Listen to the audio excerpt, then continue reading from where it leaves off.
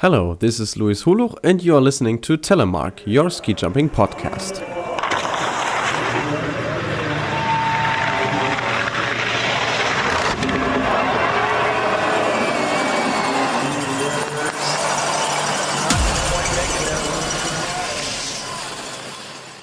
Hello everybody and welcome to this week's episode of Telemark, your ski jumping podcast. We're back again after a 1 week break. And also with a very, very special episode. I have announced it quite a few times and finally it's there. The first episode including a guest. She is as young as experienced as well. She is a Lake Placid original, but she's also a cosmopolitan. But first and moreover, she is a ski jumper from the USA with a quite unusual career, which is of course the main topic of this episode. It actually made lots of fun to produce it and finally showed me why I'm actually doing this. So I hope you guys will enjoy it as much as I did it.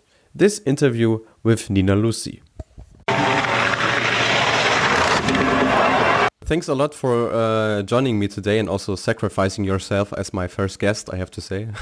Oh man, what an honor.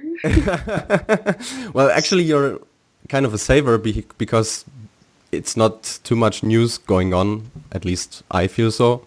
I was, now that I'm back jumping again and back in Slovenia, I'm like full in like ski jumping mood.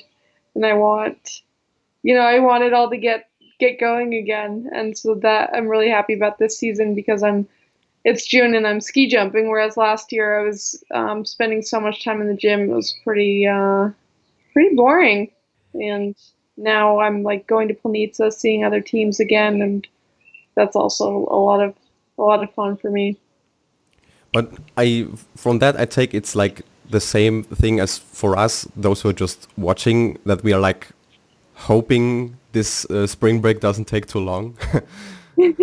Yeah, but it's funny because it's like both sides of the situation, because I love watching ski jumping, but then as an athlete you're also, that your time is limited, and so I'm like really trying to accomplish a lot this summer, and every day matters, and especially because we're going to be traveling a bit back to the US and back to Europe. It just takes up some days, so you really need to make sure you're staying on track. And in that case, time is really flying. So pros and cons, I guess. So do you sometimes think it would be nice to constantly stay in just one country all the time, or do you also enjoy that switching?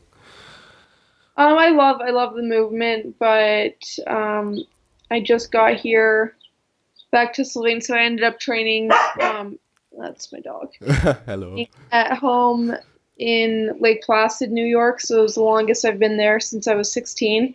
So I was there for, I think, close to like a little over a month, and that was nice. And then I came back here to start ski jumping again. But then they told me that they wanted me to do some physical testing June 22nd back in the US. So it's only 3 weeks of being here, and that's pretty quick for me because I'm still like, this is technically where I live. So only 3 weeks, I'm still kind of settling into the normal routines, and then I'll be leaving again. But I love constantly traveling, and I think that's pretty special about ski jumping.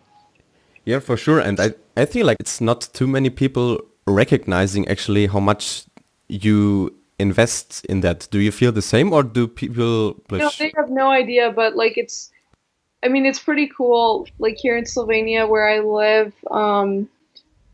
it's like a family house, I guess. So downstairs are two different sets of like uncles and aunts from my flatmate, and I think it's fun to see how because they're like casual sports fans, but they love like running into me in the morning on my way to Planica, and we kind of talk like half in Slovenian and half in English, and like they're always wishing me luck and like can't wait to see you on TV, and So that's really cool, and I think for them, it's they've seen how much goes into it, and definitely gives more respect to what it takes to be a professional athlete, and also how much goes into it, and it still sometimes doesn't work. I think that is almost more important because it's nice to see success, but also to see someone work through the setbacks. I think it's pretty important. Yeah, for sure. I think that's not really depending on which level you're doing some kind of sport, but or generally in something you develop some passion for and do it for your living or anything. But it must be different towards the attitude of your country fellas in the US, isn't it? Yeah. I mean, it depends. I don't really know how it is viewed in the US as a country. Yeah, ski jumping isn't really known, but it was really special when I was back in my hometown, and I haven't spent much time there, but people, since I grew up there, people know who I am, and there are only about 3,000 people that live there, and I don't know, maybe I was so removed from it, I didn't really think about it, but it's been really special to like hear people and have people come up to me in the street and be like, how's your knee feeling? It's so great that you're back at it. And sorry, like the Olympics didn't work out, but we're still cheering for you. And so it was really cool. And like one day as I was leaving, I was out playing a little golf because I was trying to do all of the activities I could while I was home. And so I was playing by myself, and I could hear these people. They were like we were playing opposite holes, kind of, and they were like, "Oh yeah, that's the ski jumper." And so I was like, it's kind of flattering because I don't feel like people know who I am, and so then when they do, it's like I don't know, it's pretty cool.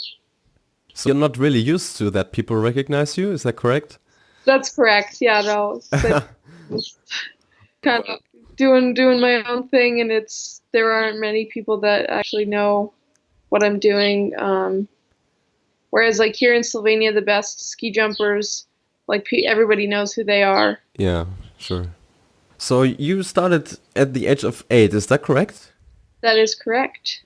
And what was your inspiration to start jumping? I know your older sister was also a ski jumper before. She started later actually. So Ah, okay. like my family is really into skiing, and my dad ski raced, and so we grew up with skis on our feet from a really young age, and we I think we all started ski racing for a little while. And my brother, he wasn't as into the racing, but he liked to ski very fast, and he liked to ski like off the trail in the trees and like go off jumps. And he was only 5, so he was very small. And so ski jumping was the safe outlet for that energy from how my parents saw it. So they're like, "Okay, Miles, I think we're gonna try ski jumping this week." And he's younger than me, so I was like, "Well, I'm coming because I need to make sure that I'm still, better than him at everything." So yeah, it was midweek, and the ski jumps are just down the road from my house, like probably 10 minutes. And so we started together, and we really loved it. And then a year later, my sister needed to see what it was all the fun was about, so she started too. And then the three of us were jumping for a while, which was pretty cool because there was no real family background in it, but then our family was centered around it for a while. Well, that's interesting. I feel like there's, I don't know, probably 50% where the parents are totally not a fan of their kids doing some dangerous sport. People aren't your parents so scared? And I was like, actually, it's like safe for the sport for safety reasons. Yeah, that's kind of paranoid or an oxymoron, but really Yeah. interesting. I mean, like especially for moms, I think it's not easy to handle that. Yeah, I don't know, the moms that we like, the other kids in the ski club and my mom, they were all I don't know, a special kind of mom. I don't know whether that's because of where we live or what it is, but I remember when we were younger, at the end of the season, we would have a parent-kid competition, where the parents would jump as well. And to show that our moms are awesome is like the moms jump too. I remember my dad, we were jumping on the 18 meter in Lake Placid, and my dad, he jumped further than me, and I was so mad. This is probably in my first year of jumping, and like on small hills, he had alpine skis on, so you just kind of have to like pop off the end, and then it's not really about technique as much. Yeah. And so yeah, so it was like a family thing. My mom was more the one that was taking us to like competitions, and my dad was around sometimes too, but like didn't know everything as much as my mom. And he still was so mean to do this to you that he was jumping farther than you. Okay. It wasn't about being mean. I think he wanted to make the most of the experience. But then, as revenge, the next year we were better, and so then we jumped. We were jumping on the 48 meter, and he told us afterwards that he was actually pretty scared of that, and that he'll enjoy his one moment of shining, and that's Being a superstar for 1 minute, okay. yeah. But I think not too many people knew your background, that you moved kind of early in your teenager days to Austria. You went to the Skigymnasium in Stams, which is actually, I think, the most famous ski school you can imagine. Can you tell us how this actually did go? How did you got the chance to go there, actually? Well, so what happened? I guess so. I was jumping and I was getting better, and then at age 14, I applied for my first Junior World Championships. That was in Strebski Pleso in 2009, and that was my first time going to Europe, and it was really exciting and so overwhelming. And like I thought there was no way I was gonna ever know all of the people that ski jump, and like so much stuff to learn. And so then in the next year, I went to another Junior Worlds and some competitions in Europe. And I ended up missing a lot of school, and academics are still very important to me. And so it was tough because I was gone for I was still at a normal public school in Lake Placid, and I was used to being like the best in my class. And then after being gone for a month, and then I was home for 10 days and then leaving again for another few weeks, I was so behind that like I couldn't keep up in math with what we were doing in class. So I was just like, I just hadn't learned the basics from the stuff that we had done in that month. So it was really hard, and it really kind of stressed me out a lot.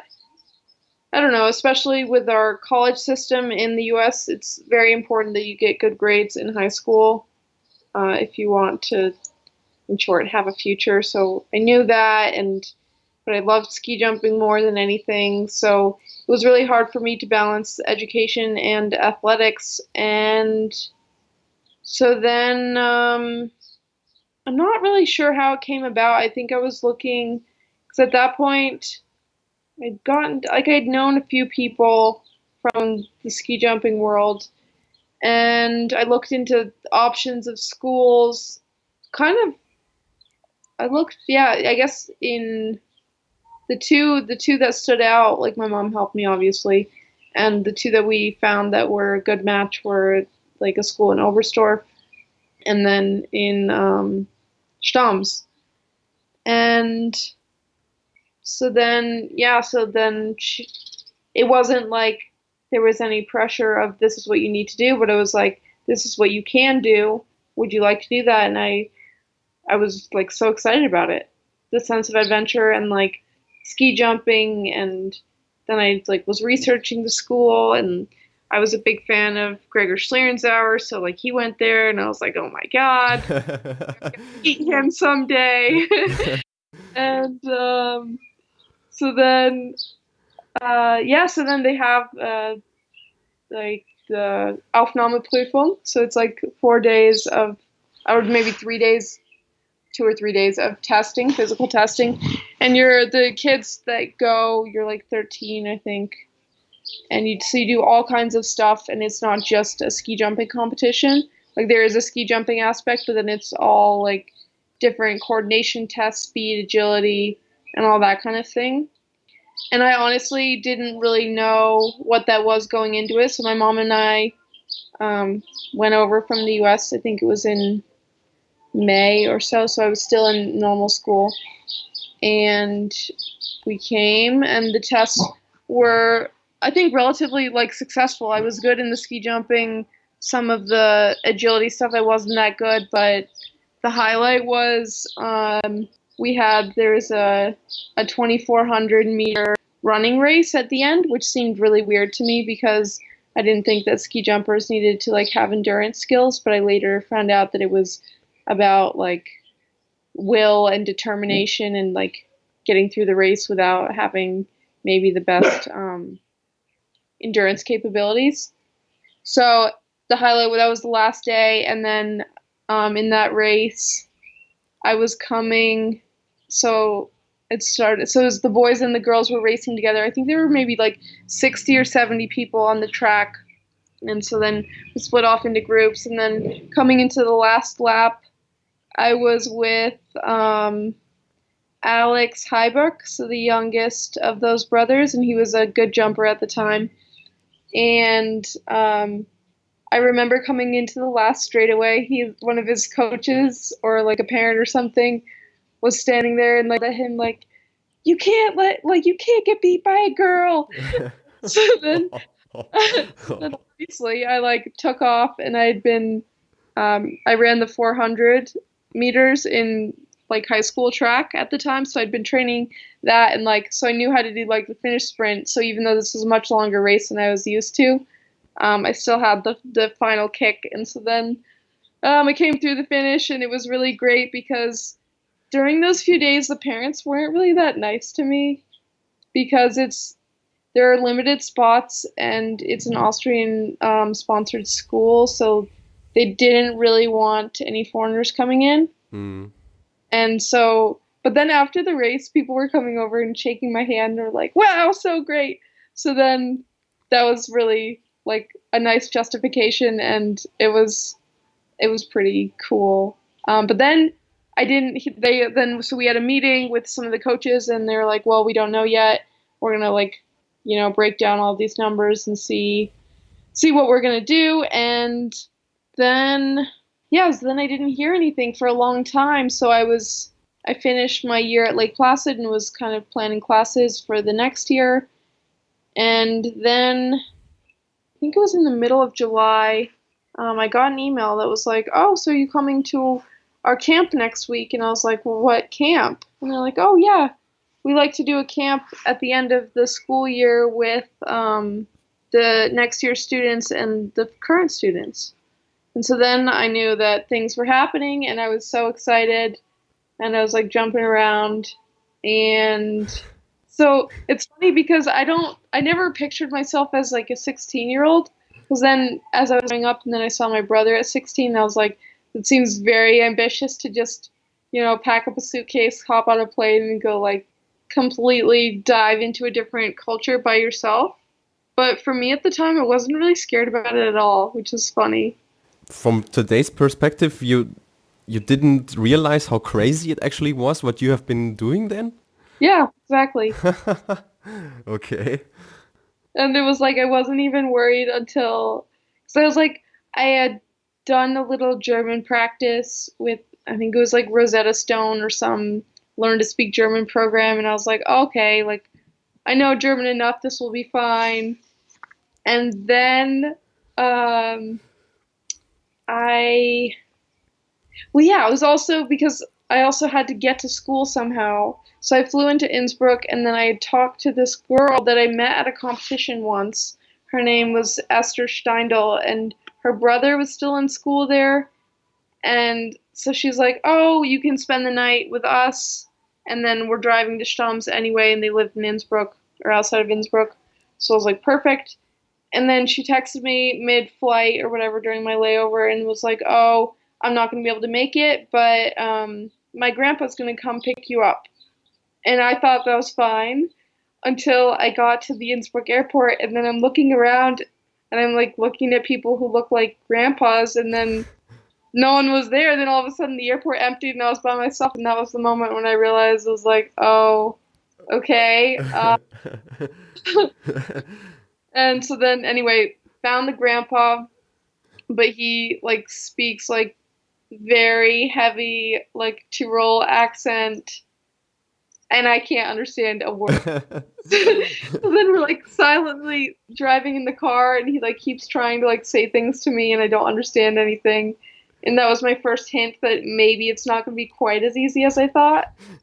Um, but after that, I think Lee is really nice that English is my mother tongue, so everyone knows a little bit of English, so that is easier than, for example, my roommate there. She's a Russian skier, and so for her, I mean, if she can't understand, no one's gonna like whip out Russian and help her.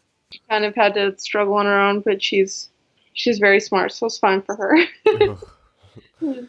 And I thought that like in school everyone would like speak Hochdeutsch because I figured that's how like school works, Mm. but that is not how it went. Then I couldn't even understand the teachers, and then it was also I never had to kind of prove myself because it was always expected that I was good at school, and like I had an older sister who was good at school, so you come in and people already know like so there wasn't ever that like having to I don't know, having to prove yourself. And so then it was really tough because I couldn't express myself. And so then people just thought I was like really stupid. So then it was really it was difficult kind of climbing out of that hole, but by the end I think I managed, and I think that was probably one of the most rewarding experiences ever, just having that kind of struggle, I guess, and you kind of you know that you're on your own, so you need to figure it out. And how often did have you been at home at that time? I guess I think school started in September, and then I was probably home for Christmas, maybe. That's it? Okay. Wow. Yeah. At the age of 14, 15. Oh no, I was 16. I was 16, so 16, okay. I was a year older, yeah, than the normal students. But I think it was probably hard for my parents because there wasn't really anything they could do. So, I would like tell them my problems, but like, what are they going to do about it? So Yeah. you're like, oh, do your best. Good And then, luck. yeah. But that's where I think the best part about it was like sports are a universal language, and it's not about what's being spoken, but you have, like, we had a really nice training group, and so then you have friends already, like you make friends pretty quickly, and when you're playing sports together, you get to know each other like a lot closer and faster than in a traditional way. Yeah. So probably sports is like the most people connecting thing that we have on Earth, right? I think so, Yeah. Probably especially, music as well, but yeah, not too sure about that. yeah. So obviously with doing this thing, you prove that you're a very adventurous person, and if people follow your social media, they will also recognize that you're traveling a lot, like Yeah. exotic places people never heard about before. Do you actually still have some things on your bucket list, or has this all happened already? Okay, come on. Oh no, I don't know. I kind of just take it like it's not about like exact things that you need to do, but I think knowing the opportunities that are in front of you is really important. And a lot of people, it's harder for them to see. And that's another thing I learned from like being in Austria is for me it was so cool to be located in Central Europe. So um, for me, I saw that I was so close to all these places, Hmm. and for other people, it was like so far away. And so like I don't know, I took the train. I had a friend who lived in Vienna, so I went to visit her, and like a lot of my classmates had never been to Vienna, even though they were Austrian. And to me, that was crazy. Yeah. And so also here in Slovenia, I think that I want to see all of the country, and a lot of people are very, very content with wherever they live in Slovenia, and they'll go places for ski jumping, but not so much outside of the sport. Mm. Yeah, it's weird if you live somewhere, you have this like every day, so it gets usual and loses some kind of speciality, if you want to call it like that. And I mean, for you, it's like if you go 2 hours in the US, it's a totally opposite to going 2 hours to in Slovenia. Yeah, I would say I haven't really traveled that much in the US. Like this spring was probably my biggest US trip Yeah. I've had, but in general, it's just everything so far that you don't really have the time to go travel so much, or I have not yet. I think like a misconception of people is like you're an athlete, you're getting to travel a lot and probably see a lot of places, but actually you don't get to see much more besides your hotel and the venue you're doing your sports in. Is that right?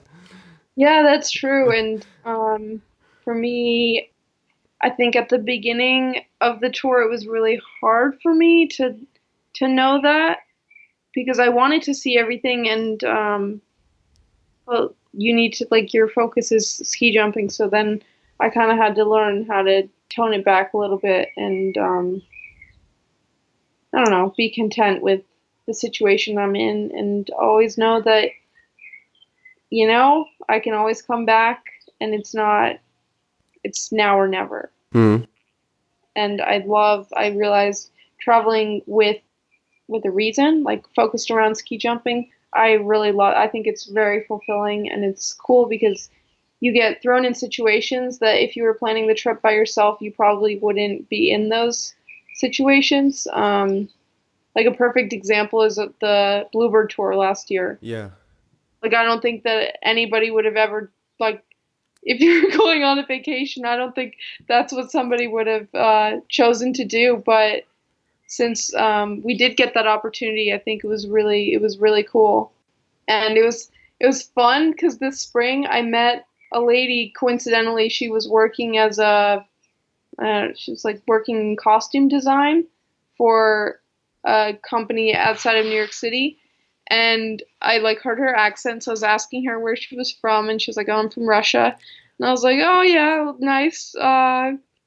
Like okay, what part of Russia?" And she's like, "Oh, you probably wouldn't know it." And I was like, "Oh yeah, well, I spent some time like kind of in the middle a little bit this winter." And she's like, "Oh really? Where were you?" And then I told her, and so she ended up being from Perm as well. And so then then I showed her the pictures from the ballet, and she was so excited because no one was ever like able to relate to like her real. And so it was cool. She was a complete stranger before, but that I think was really nice for her to be able to connect with someone.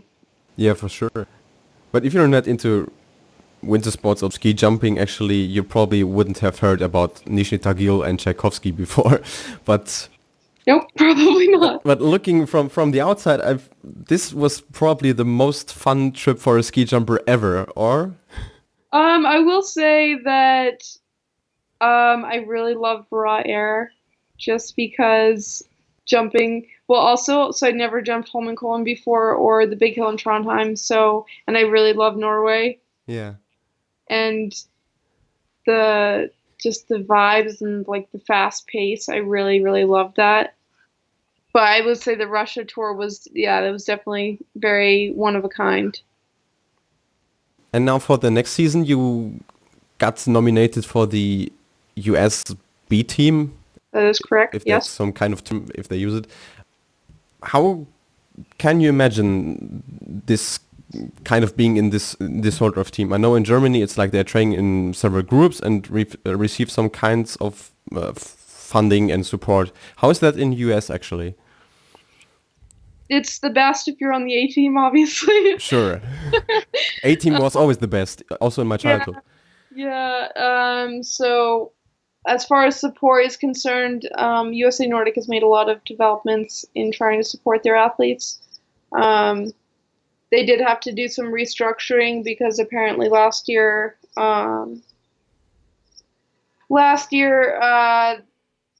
they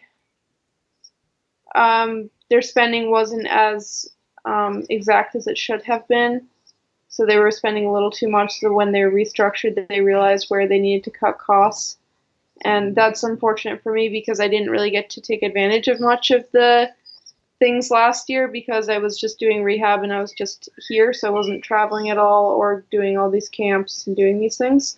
So that was a bit of a bummer for me going into this year. But for us, we've seen the real like lows of where you have to pay literally every single thing that you're doing. So it's still great that your flights to competitions are covered, and for everyone else that's kind of taken for granted. But right now I'm running into like a little bit of issues as far as equipment is concerned, because although I do have B team status, it's turned into a little bit of difficulties regarding skis, because my results last year weren't quite as good as they, I guess, could have been. So then when that normally at like a normal country, then you can just like bill it to the ski federation if you need a pair of skis. But for us, then it's coming directly out of our pockets, which it's a lot of money. But if you're considering how much you're putting into it, kind of it's something you have to do, and that for me is a little bit hard sometimes, trying to not look at the spending how I look at money in the rest of my life, because in general I have to be very frugal, I guess, and be very careful about what I'm spending money on and how I'm going to make it through the year and how to have the best quality of life. But then when it comes to like something like skis or suits or boots, you kind of, this is what you're doing for your whole life, so you need the best stuff. So that I would say is probably the downside of being an American ski jumper. So paying for your equipment, just probably for those people who are not into that, is like paying for rent for you as a ski jumper. You could say that. Well, unfortunately, I still need to pay rent as well, and Sure. car and gas and electricity. So that's like, it's also tough because then they're trying to do more camps in the U.S., but when it's in the U.S., they're like, oh, it's home territory, so they don't really help find places to live or that kind of. And also, it's like, for example, if we're in Park City for a month, which we will be in July, rent there is very, very expensive, and so I'm still paying the one here in Slovenia. But then they want me in Park City for a month, so then you kind of have to figure out how to do that. So right now I'm in the process of figuring out how I'm going to make that work, but I'm sure something figure it out in the end.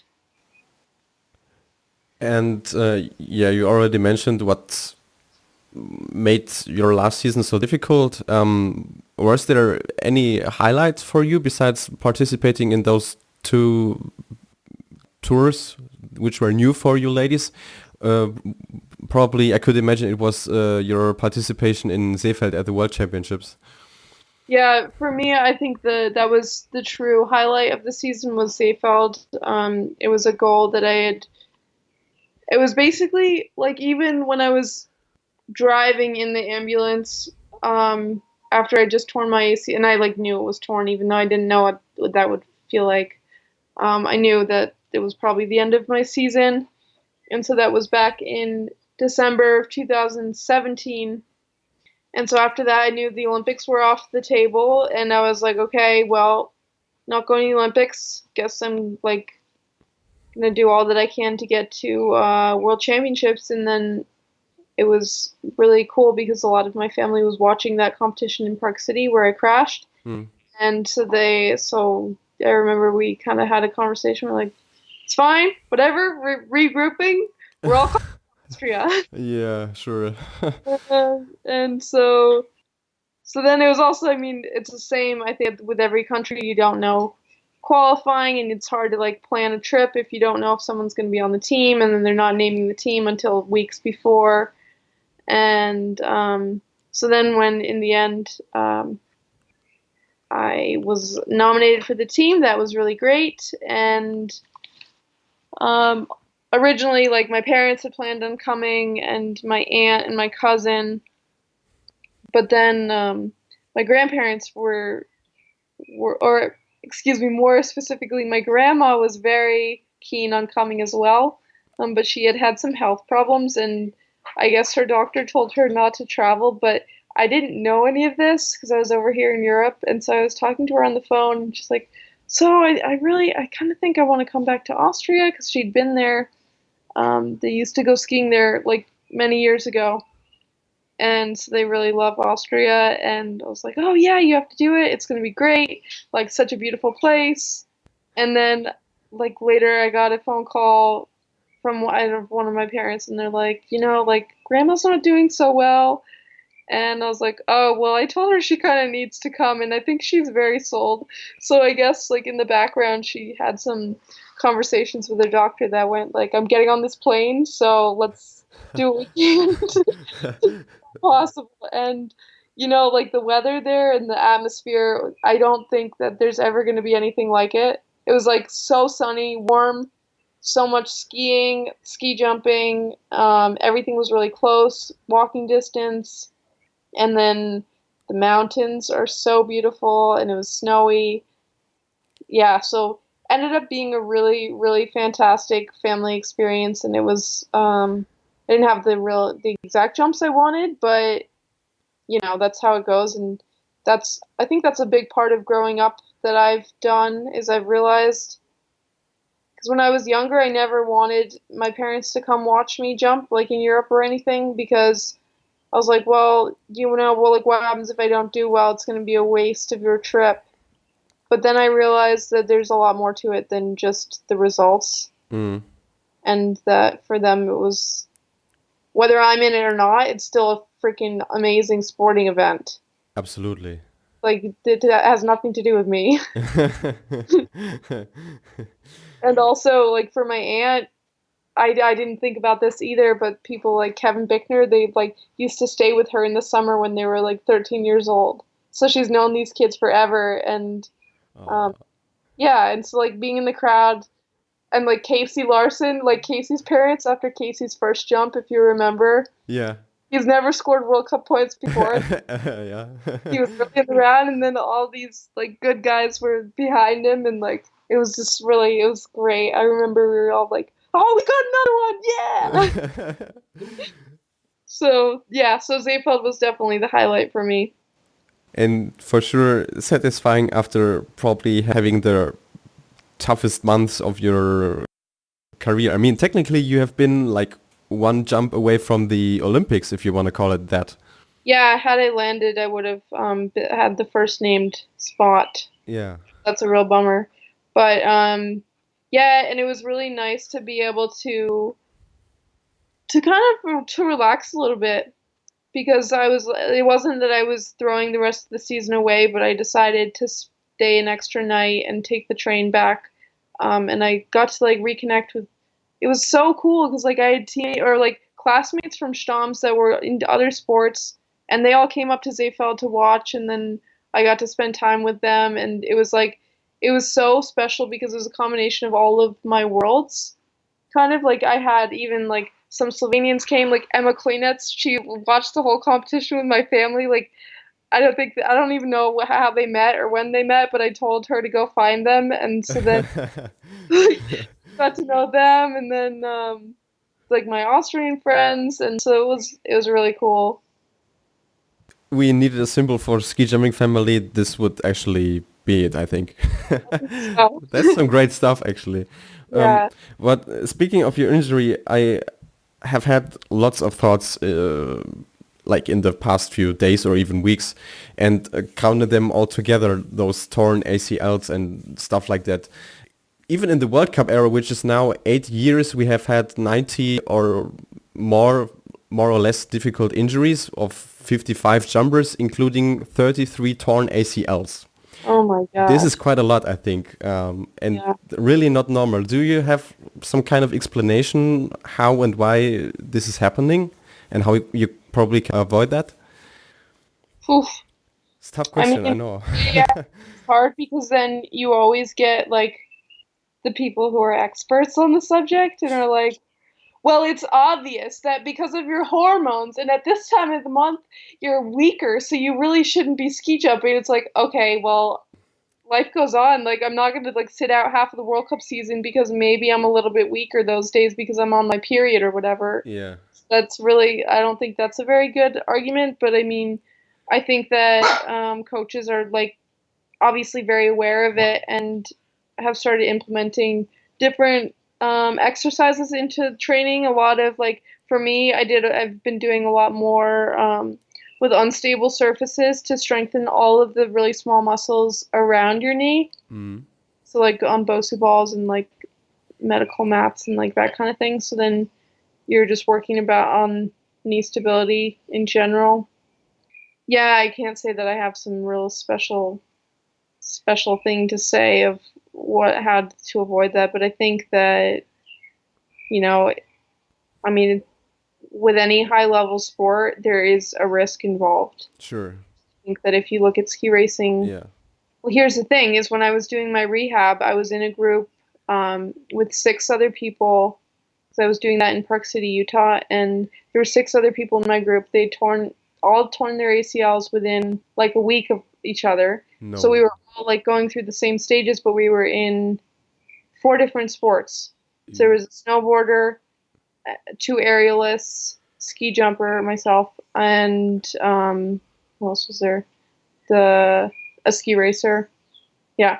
Uh-huh. And so I think there isn't a real formula, I could say, but you just need to make sure that you're strong. And in my case, I'll say that being I need to work on my like technique a bit more. And if I were finishing my takeoff and like finishing my jump and being on top on the second half of the flight, that would have made my life easier. But because of how I was doing, my style of ski jumping isn't perfect yet.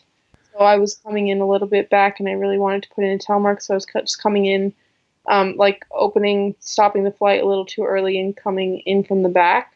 Hmm. And that was the problem. So yeah, because you can't say that it's far jumps, because if you look at the men's World Cup, they're jumping very far. Yeah. So you need to be flying through the entire flight, and that obviously, especially coming back from an injury, that's hard because you knew that that's how you hurt yourself in the first place. So you don't want to do that. So there's that psychological side effect as well. Yeah, it was just like quick thought of myself because I kind of miss discussion. I mean, if you compare it to all the other sport disciplines you've mentioned, I think this is more of a topic, especially in alpine racing. By ski jumping, I feel like everyone is shocked if Andreas Wellinger has torn his ACL, but there's no real debate about how you could improve on that kind of topic. So that was my intention in asking you about this, actually. Yeah, I guess I don't have the exact answer. I mean, it's just sharp angles, and if you're coming in a little bit wrong, can result in bad things. But yeah. Okay, then we might switch to lady ski jumping in general. You're probably one of the more experienced women in that sport. How would you evaluate the current level of lady ski jumping, and what things would you like to be improved in the, let's say, near future, like 2 or 3 years? I think that if you want to look at a team who's doing a really good job of this, you look at Team Germany and their depth in the multiple training groups and how many people they're supporting from a young age, and just the sheer numbers. And so that's, I think, That's the biggest thing, is just having the numbers and having the support of those people. And for me, I think going into this season, one of the standouts differences that's happening is in the Polish team. And I am like so happy about that, because the Polish men have always had a lot of support, but the women, it's been really tough. And so by Poland hiring World Cup men's coach, you know that they're taking it seriously, and they had good results last year, but I know that there's going to be a lot more to come. And so I think that that's the transition, that the top level coaches are going to the women's side as well. And that there's a lot to be seen in women's ski jumping too. And I think that that's important for FIS to keep these mixed team events, because it encourages other teams to not have a one-sided support system, because then there's actual incentive for them as well. But in general, I think that the growth is really good, and the level is constantly rising. It was interesting for me because I kind of caught the end of the last era, and now I'm like in the middle of the current one. And for those that stopped jumping a while ago, I don't think that they completely understand how different it is now than it was then. And so if you look at sheer meters, then yeah, sometimes it looks like people are going short, but then you don't realize which starting gate they're going from and the conditions and those kinds of variables. And I think that every year we're getting better and the field is getting tighter. So we'll just continue to watch that growth. And it's I think another thing that's really important is that it's a career for people now. Whereas in those days, you had to be doing other stuff on the side as well. Yeah, for sure. But speaking of growth, I would imagine that it would help to have like more competitions in general. If we look on the new season coming up now, with especially with the Summer Grand Prix, which was kind of disappointing with only 3 individuals and 1 mixed. And I remember you were also commenting on that, at least in social media. You were not happy about that. No, because that's the thing. Like exactly going back to what I said, this is a profession now. You're dedicating your life to something. So then if you look at like I don't know the numbers of this year, but I remember like 2 seasons ago, Maren Lundby's total prize money was like 40 grand. And that's ridiculous. You're the best in the world at your sport. And like what are you going to do with that money? Like that doesn't get you anywhere, and you're the absolute best. Like you're the best. And so the only way to earn more prize money is to have more competitions. So then when you cut down the competitions, then those opportunities are closed. And I'm sure I don't need to be telling this to you, but it's just, it's frustrating. And it's especially frustrating when it's like in a year like this. And for me, yeah, because some people are taking it a little lighter and they're like, oh, there's no Olympics, no World Championships. It's our like in between year. We're just going to take it a little easier. But for me, I am not interested in taking it easy at all, because I still feel like I have a score to settle, and I've been like working really hard and like have been so close to making the transition to the jumps that I want in competition. But like life has gotten in the way a few times, but I'm still like waiting on that opportunity. And so then when you reduce the chances, it's just I think disrespectful, and it's frustrating. Yeah, and moreover, it doesn't really correlate to what you ladies have been performing throughout the whole winter season. It never has been as exciting as in past winter, I would really say. I completely agree, yeah. Yeah. And also looking at the lower series, I mean, for like FIS Cup, it's still okay, I would say. But okay. Yeah, if we're going back to summer. So then this is what they do. They're like, oh, okay, we're not, we're really working. We're, creating a Continental Cup level. But then guaranteed, if you're having Continental Cups and no Summer Grand Prix, who's going to be at the Continental Cups in Stams and Lillehammer? Obviously, the entire like World Cup circuit. Yeah. So then you're just completely like nullifying the point of even having a Continental Cup. Which, so like, it was just funny because I was just thinking about that the other day, and I was like, I don't mind because it's whatever. We're great to like both of those places, and I haven't jumped in Stam since I was at school there, so I'm looking forward to that this summer. But it's just funny when they like do stuff like that. Yeah. Well, it's not that funny, especially if you're like trying to, make the step up to World Cup, but you're not quite ready. And then you're jumping from World Cup speed, and it makes such a big difference that it's really not that fun. Obviously, yeah. The best example of this situation was past summer COC. Coincidentally, I was in Oslo at that time, and I even watched that competition. I was like, how does it correlate that the German A team is jumping there and like the rest of the world? It was totally weird. But you also spoke about the prize money. Now that they have raised the prize money from incredible 30 Swiss francs to 38. Yeah, no, because I was talking to Sarah a little bit before she was going to FIS Congress, and I was like, "Oh, what points are you like thinking of working on?" And that was one of them. And then so I was like really excited afterwards. I was like, "Oh, so how'd it go?" And she's like, "Well, there was progress, but very minimal." Yeah. But then again, beggars can't be choosy, I guess. So take what you can get.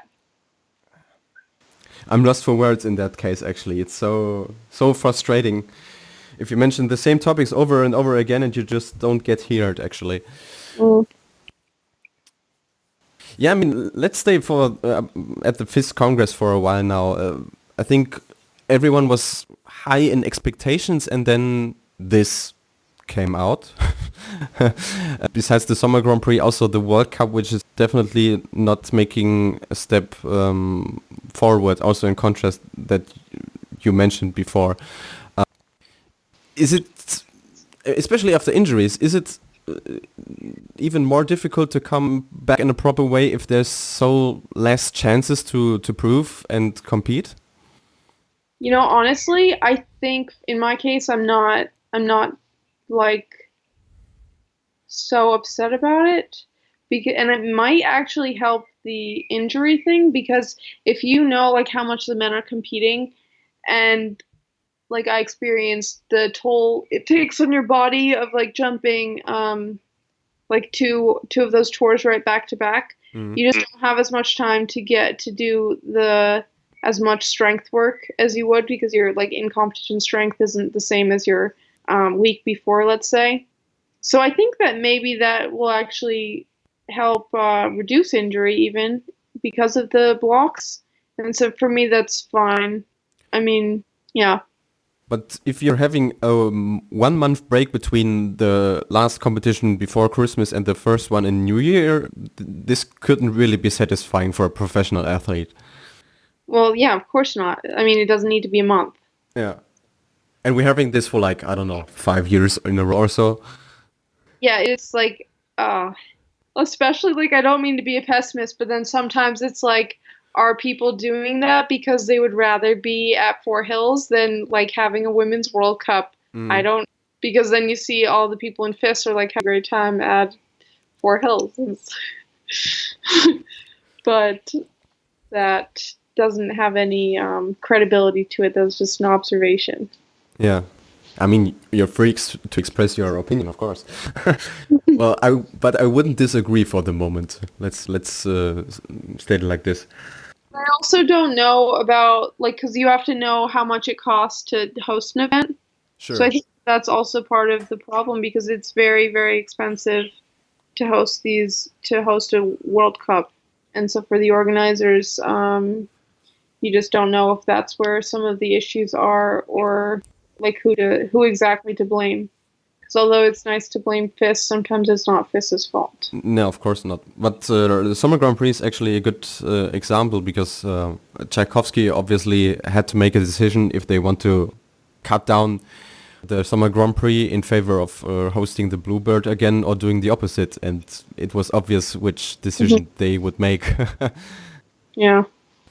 Okay, for a bit of fun, actually, I decided to invent some quick fire question, also known as this or that. Just play this random game with you. Lake Placid or Park City? Lake Placid. Lake Placid, home base. Yeah. Support your local. USA or Slovenia? Oof, That's hard. That's really hard. For right now or forever? For right now, Slovenia. Forever, I don't know. Pass. Okay, I'm fine with that. Swimsuit or opera dress? Swimsuit. Swimsuit. You're doing a lot Huge. aquatic sports. Huge. Yeah, exactly. I'm like not like a beach goer, but I really love kite surfing and water skiing. Those are two of my favorite sports outside of ski jumping. So that's what I thought of when I heard swimsuit. So okay. Sports. Coming to some social media thing. Hashtag make America great again or hashtag make the ACL great again? Oh, obviously the ACL. I threw that on Bellinger's post as well. So I hope he enjoys that, gets it trending. That's a good answer, actually. Yeah. Golf or polo? I've never played polo in my life, so I've watched polo and playing golf. All right. Me too.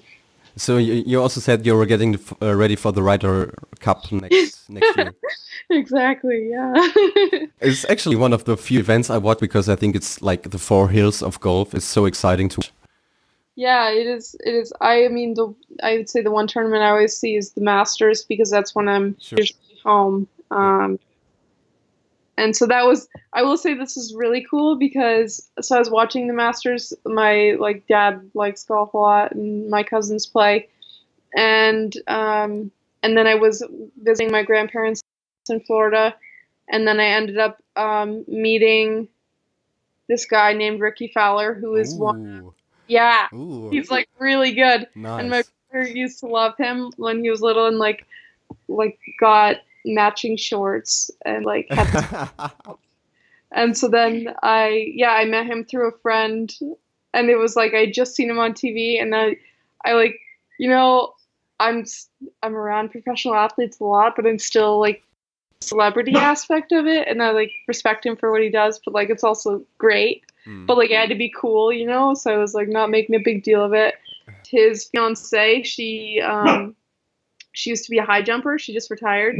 And so it was really cool for me to talk to her about because I don't know, it's kind of similar to ski jumping and how she trained, what she did, those kinds of things. And then it was just funny because we were sitting there, and Rickie Fowler, the girlfriend, and we were watching YouTube videos of ski jumping, and so then I was showing them Kobayashi's jumps from Planica because it was so fun. And so then later I texted Kobayashi. I was also Rickie Fowler was watching videos of you ski jumping, and he was dying. And so it was so cool because you're the best in your sport, but you're still love it. And he's like, wait, are you friends? Not really. We just met him. Amazing. But do you cheer for USA or Euro when it's at a cup? The USA. I'm still very patriotic. Okay. Coming to some different thing. A burger or pizza? Pizza, I think. But now I'm a little allergic to tomatoes, so I really love a white truffle pizza. That's amazing. It should be easy to get in Slovenia. Yeah, they have really good ones. Chainsmokers or Taylor Swift? I think right now I listen to more Chainsmokers. Taylor Swift, she's doing what she's doing. But I don't really like her recent stuff as much as some of the older stuff. Nordic Combined or Red Bull 400?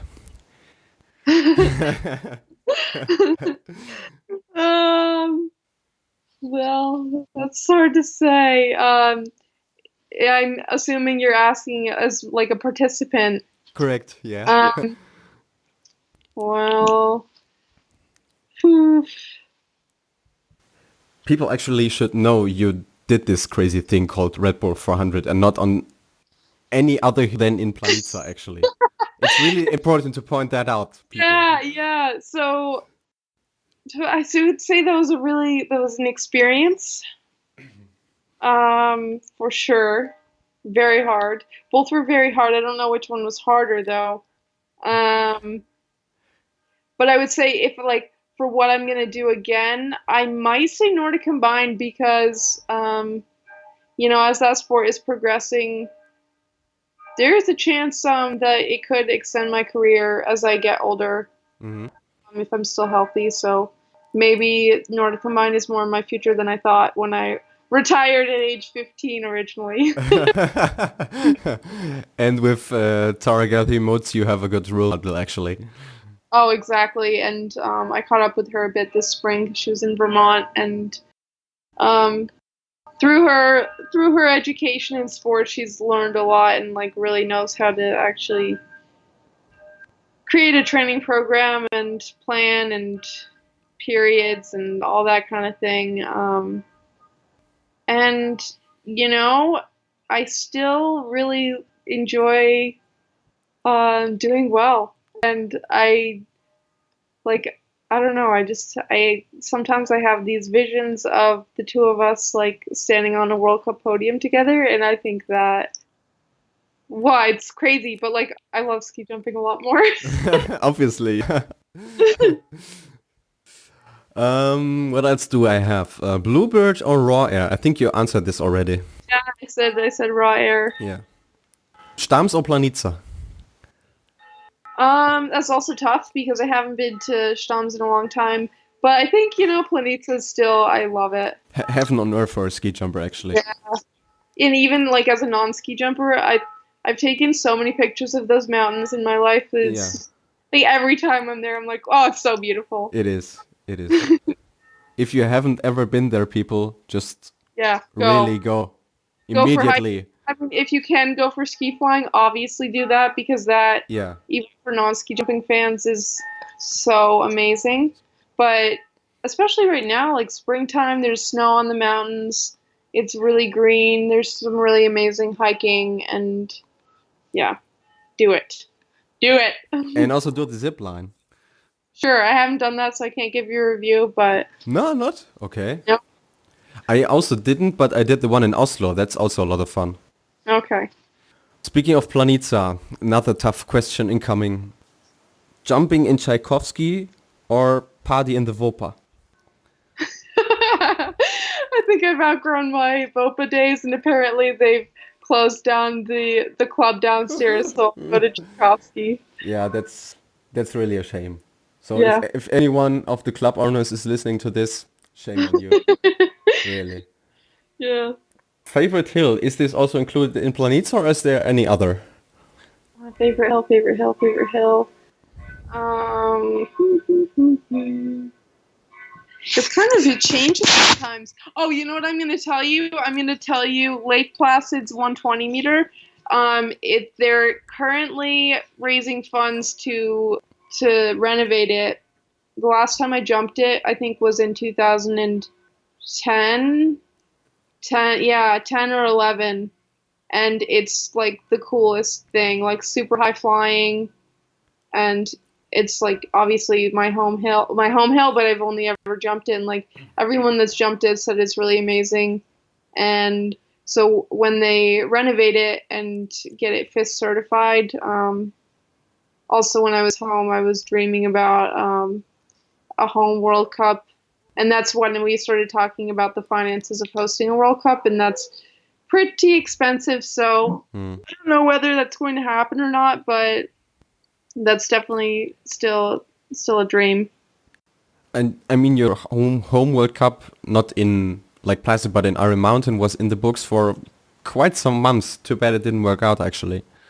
Yeah, that was another thing that I was excited about because I know that the boys get really scared there. It was very windy. And so I was I've never jumped there. I've never even been there. So I didn't know what to expect, but I was excited to see how it would go in general. So I don't know what fell through there. Probably again finances, but Yeah. yeah, I think having World Cups in the US again would be so cool. This would make America definitely great again, at least on the ski jumping globe. Absolutely. But I think, since you mentioned Lake Placid, I think there's a video on YouTube, or was it Facebook? I don't remember actually. You, a couple of friends doing this longest jump standing. That's crazy. Okay, so that Yeah, that was called the Gate 28 Challenge. It was on Oh yeah, YouTube. yeah. Um, and that was like, I was pretty young. And so it was a really fun, yeah, I think that was before like normal social media was around. But you know how like in those days, like YouTube videos would circulate and it got a lot of views, which was cool. And I mean, in the moment, it was really fun. And those guys are crazy. Like, I don't know why you would do that. It's way too much speed. But for me at the time, it wasn't like so excessive. But I remember at Stams, I was recognized, and someone was like, "Oh, were you in that Gate 28 challenge video?" So I was a celebrity before I even knew it. Wow, would you believe it? That's Yeah, crazy. That's yeah, crazy. it's so funny. Jesus, we have to bring that stuff back. Bring it on the record. Ah. No, but at some point, it also teaches you how to control your body, doesn't it? Yeah, and like I used to I loved going far. Which ski jumper doesn't actually? Well, I don't know. Like now it's more controlled and there's risks and dee. But as like a kid, like I remember I would always love like the chance of like my coach like maybe looking away and accidentally moving up a few gates. Sure. Uh, And last question for that short round is: which hill do you like? Do you dislike the most? Hmm. um, Quite some unexpected answers, but very, very interesting. Um, I have some more bit of a side questions, but not to spend too much time on that because actually the clock is ticking. I don't want to steal too much of your time. Um, Probably some people also saw you in some, I don't know, publicity or advertising, however you want to call it. Also, the TV spot for this fast food giant with the yellow M in the logo. someone was just asking me about that yesterday, actually. Speaking of, I think it's important of like making the most of the situation you're in and being open to opportunities. Yeah. And, so I don't have a job here in Slovenia. Minimum wage is very low. And so commercials and that kind of thing are a way to make money. So I went and stopped by like broadcasting agencies in Ljubljana and kind of gave them some photos and stuff. And so it wasn't connected to me being a ski jumper or anything. And it was literally like they had a casting. I went to the casting. And then they're like, okay, we'll call you if we want to do this. And so then they hadn't told me that it was actually yodeling at the time. So I was like, oh, okay, this is fine. And then they're like, oh, yeah. And I don't think that I knew that it was for McDonald's either. But then they were like, oh, okay, so yeah, if you could send us a clip of you yodeling, like about 20 seconds of that. And I remember they sent that probably on a Friday, and I was like, "Oh, I'll get it to you by Sunday." And I think I had that Sunday off, and I was actually in Kronska Gora hiking, so I was like, "Okay, I'm just gonna learn how to yodel. It's gonna be easy." And which was very un-German of me because I should have realized how hard it is, and it's very hard. And I watched some YouTube tutorials and then was like, oh, this is not good. So then I sent them a video. Apparently they liked it enough, and then they're like, okay, yeah, this is what days we're shooting. Come prepared. And I was like, okay. And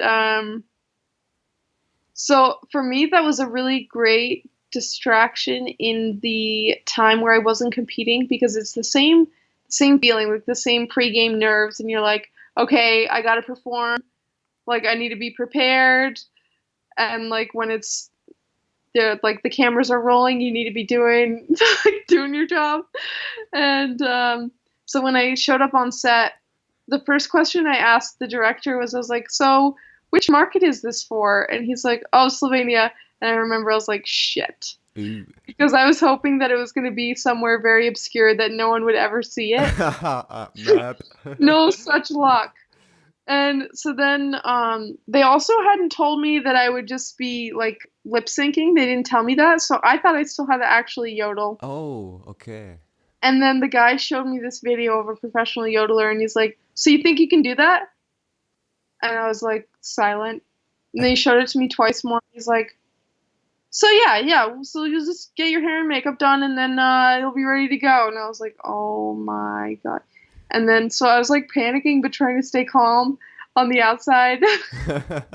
and then and then he came over like 5 minutes later. He was like, he knew that I was panicking and he's like, "Oh, by the way, you're not gonna actually have to sing it yourself." And I was like, "Oh."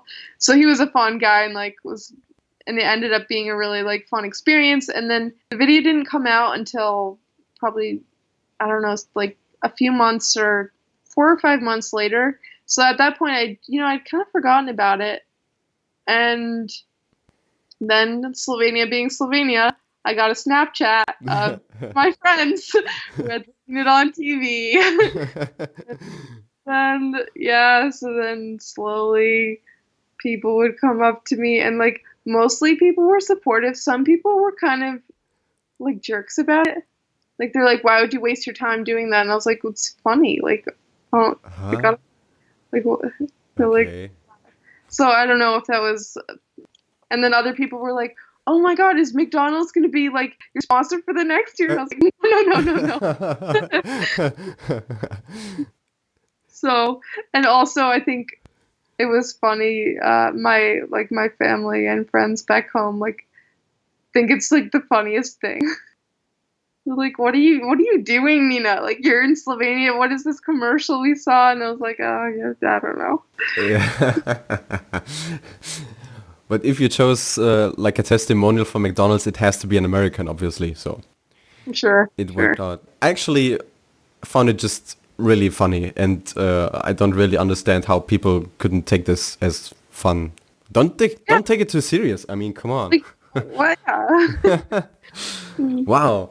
But there have been some other different like things ski jumpers did in the past to trying to get some reach or however you want to call it. But speaking of that, what did you actually think in the first approach when you saw and also heard Marion Lindby's song and video?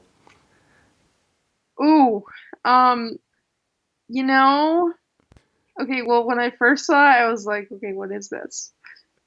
And then I think I watched it. I was by myself when I saw it, so I didn't like talk to anybody about it. I was like, "This is really weird." And so then a few weeks or a few days later, I think someone else was asking me if I'd seen it, and I was like, "Yeah, wasn't it like really strange?" And so,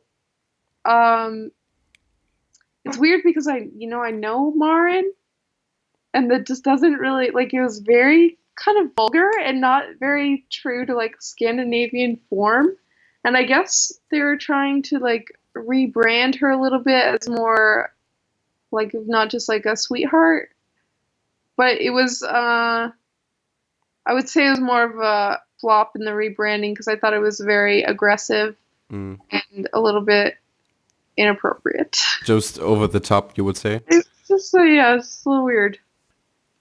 My first thought was like, okay, what is happening right now? Is this some kind of irony or like satire, or is this just... But I suppose for us, we also don't know like that group and their work because we're not Norwegian. But other people like know of them. Makes sense, yeah. That was also a little bit of the disconnect too, from what I heard from my like Scandinavian friends. Yeah. We probably have to ask her about it. Mara, the people want to know. Yeah. Interesting. How to finish this off now? I'm thinking now. Is this some kind of appropriate end or... I don't know what gets left on the like cutting room floor or whatever. Not much actually. We even spoke about something I wasn't even able to imagine before, which is what actually made it feel very, very good all over. Oh, great. It was unexpected. I knew like you were talkative and also throwing a lot of things and doing circuits with your thoughts. um, Also in that preparation for this episode before, I have to mention at that point. Yeah, I think if there's not much more to say from your side, I think we might close this off right here. I think that sounds good. For us, it's kind of late, so the old adults have to go to bed now. Big training day tomorrow. Yeah. Just a short forecast probably. What are your plans for the, let's say, summer months? Just a quick overview. Well, so that's been changing a little bit. So I got here at the beginning of June, and June 22nd to the 26th, I'll be at the Mayo Clinic, which is one of our team sponsors, and we're doing physical testing, and as well as like kind of just full body evaluation, which will be really good. I didn't attend last year as I was still rehabbing, so it didn't really make as much sense. But I think that'll be really good. They also work on like blood work and diet and to see how you can maximize your potential. So I'm looking forward to growth in that area. And then from there, instead of coming back to Europe for 10 days, I decided to stay in the US and actually go to jump in Steamboat Springs, Colorado. They have a little competition over the 4th of July, and it's 70 meters. So basically I've started on smaller hills in June. So we just finished up our second 3-day block, and we have another next week of jumping. And so that'll be really good for me to continue working on the basics.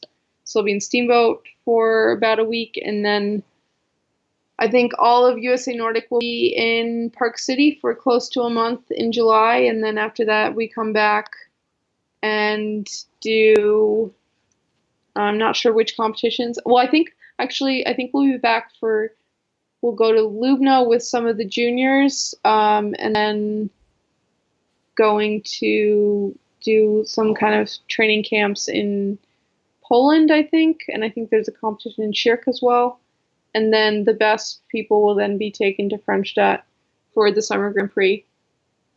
And then I know that in the fall we'll be doing, or I plan on doing Stams and Lillehammer as well. I don't know whether that is going to correlate with the team's plan or what, but that's kind of how I see it. So a lot of training, but also having some chances to compete. And we also have U.S. Nationals, I think, at the end of July in Park City as usual. So that's that. There's a lot of stuff going on. So yeah, really thanks for joining me today. Yeah. Was a massive pleasure. And obviously... result. Huh? I'm excited to see the end result. Should be good, I think. I mean, you have done your best, so did I. I mean, Yeah. it's still a kind of experimental thing, but that's actually the real point why I wanted to do this whole thing, just giving you, the athletes, like a public voice, which is kind of missing in the coverage, especially in those longer kind of talks, if you want to say that. Mm. So, yeah, other than that, best of luck for your progress and process in jumping, and just stay as you are, obviously. My best. As a person. Yeah. And if you have some hints or advices or anything, and also some people I should ask to come and join the show, just let me know. Well, now I'm like really curious about Marin, but I don't know that that's really her scene. Well, we have spoke some times before when I was in some competitions. I don't know. There's this stupid German saying that asking doesn't cost a thing, so I might try that. Nothing to lose. We'll just tell her that I was peer pressuring her, that I said that I wasn't sure that she would. I think she has a hard time turning down a challenge, so keep that angle. Maybe I will just clip this sequence and you send it to her. Exactly. Yeah. Go. I'm not sure if people understand our kind of irony in here, but Well, Well, if just- they don't, that's their loss. Okay, that's really good thing to finish this off. So, Okay. yeah, once again, thank you very, very much. And I'm very sure, although I haven't listened to it, the end result will be pretty, pretty good. And that's a really good start for welcoming any future guests right here. Fantastic. All right. It was nice talking to you, Nina. Too. Bye-bye. Bye-bye. So that's a wrap. Not even 24 hours later, this episode is done. It took 4 hours for me to finish this off in post-production. Not only because it was so much fun to listen to it back again, but also because I wanted to make sure that the listening quality is as high as even possible.